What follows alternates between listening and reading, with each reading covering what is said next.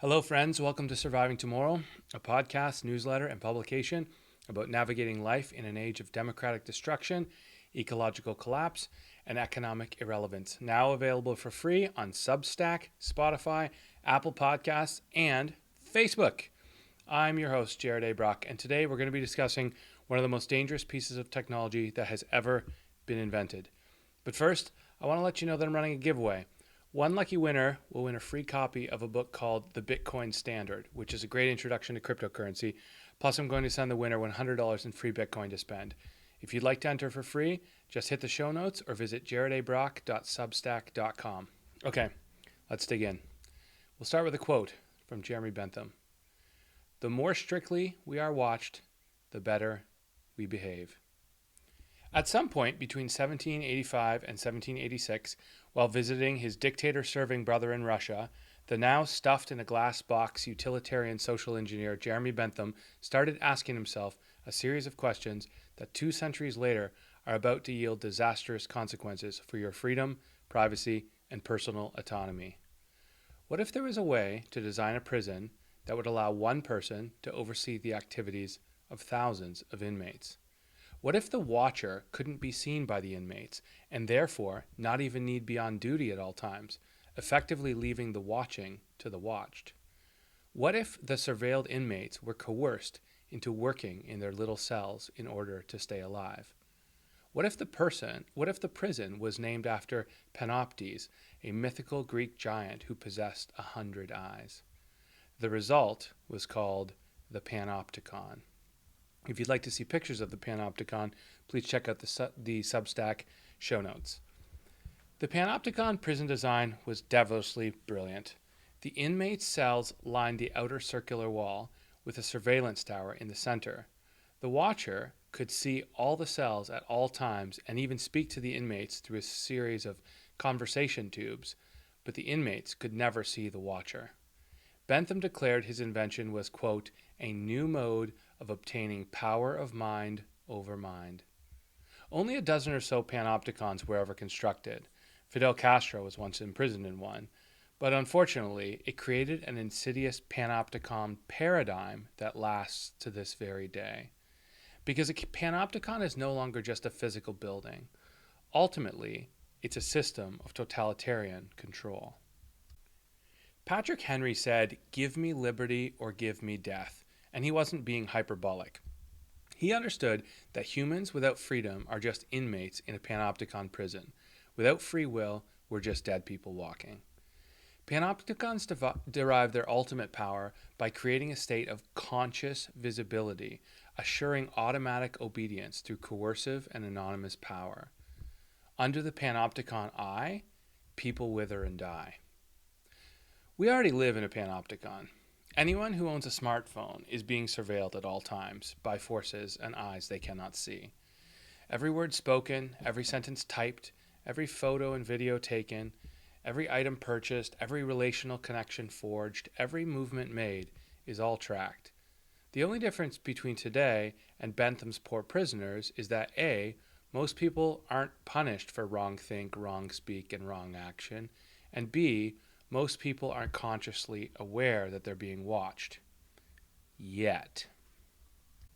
Nearly all the other pieces necessary for a modern panopticon society are already in place. We have CCTV, facial recognition, voice recognition, digital fingerprinting, Internet of Things surveillance via your fridge, your car, etc., DNA banking, GPS tracking, credit scoring, renter blacklists, non-anonymized consumer data harvesting, biometric under-the-skin tracking, heart rate and body heat monitoring, and so much more. We've literally never been more surveilled at any point in human history. Panopticon culture is already changing our behavior and policing our free speech. We're becoming more risk-averse. We're becoming self-censoring constantly. There's even a term for it, social cooling. I encourage all of you to check out socialcooling.com. The stats are, to say the least, frightening. Have you ever not said something in conversation because you thought it would hurt your reputation? Have you ever avoided posting something online for fear of reprisal at work? Have you ever hesitated to click on a link, watch a video on YouTube, or buy a book on Amazon for fear it might be tracked and come back to bite you in the future? That's social cooling. When we let elite-controlled algorithms change our behavior in any way, we actually become less human. And now there's a piece of technology coming on the market that will make everything monumentally worse. Digital surveillance currencies. I call them Panopticoins. A Panopticoin is a digital currency that allows totalitarians to surveil and completely control the economic activity of their subjects. Imagine a world in which all money is digitally controlled and monitored by corporate-captured national governments. Yes, we already have digital US dollars, but this is something else.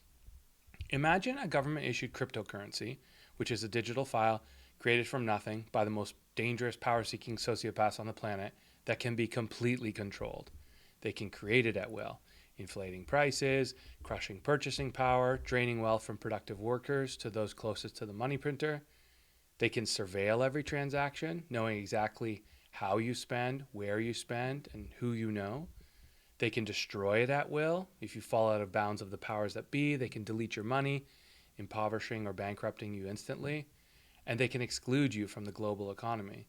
In fact, economic exclusion is an eventuality predicted in the Bible nearly 2,000 years ago.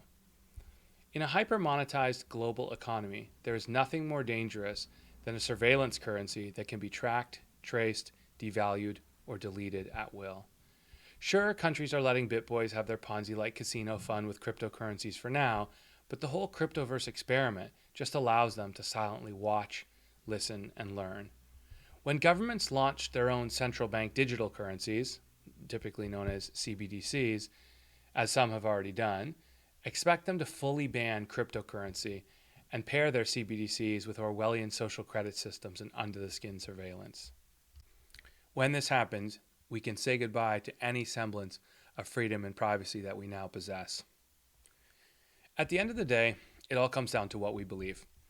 I believe the United Nations should enshrine into international law the illegality of social credit systems and surveillance currencies as an egregious invasion of the human right to privacy. I believe in the old-fashioned notion that everyone is legally innocent until proven guilty in a court of law by a jury of their Homo sapien peers. I believe conformity culture is anti-cultural. I believe in a future without mass surveillance. I believe in the right to make mistakes. I believe in the right to be imperfect. In the end, I believe in the right to be human. See, we don't need to live in a Panopticoin world. In fact, we can go in the exact opposite direction, towards a coinified future where there are thousands of non-coercive, trust-based currencies, all non-surveilled, and some even completely private. To get there, we'll need to do two major things. Number one, we'll need to vote out of office every single sociopathic corporate-captured politician who's ever taken a single dollar in dark money. We must absolutely resist digital surveillance currencies. Maybe that means you need to run for office, or help one of your friends do the same. Number two, instead of hoarding cryptocurrency and hoping for a price spike like it's a Ponzi scheme, we need to buy, spend, and give coins as far and wide as possible. If we can revolutionize the new global economy before Panopticoins get to the market, we will have a much better chance of securing our future economic freedom. Otherwise, the Panopticoin is coming. If you want to help grow the Surviving Tomorrow community, the best thing you can do is email this podcast to some friends and leave a 5-star review. If you'd like to win a book and $100 in free Bitcoin, please visit jaredabrock.substack.com. We'll see you next week.